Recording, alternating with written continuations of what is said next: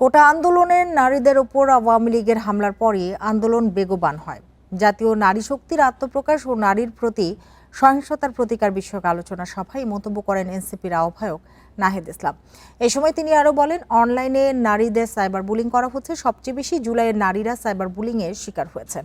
ঢাকাতেই সাইবার বুলিংয়ের শিকার হচ্ছে নারীরা। ঢাকার বাইরে অবস্থা আরও খারাপ।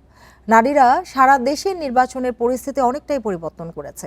নির্বাচনের পর নারীদের প্রতি যে সহিংসতা বেড়েছে তা নিয়ন্ত্রণে সরকারের প্রতি আহ্বান করেন তিনি। বলেন, বিচারহীনতা সংস্কৃতি থেকে নারীর প্রতি সহিংসতা বাড়ছে।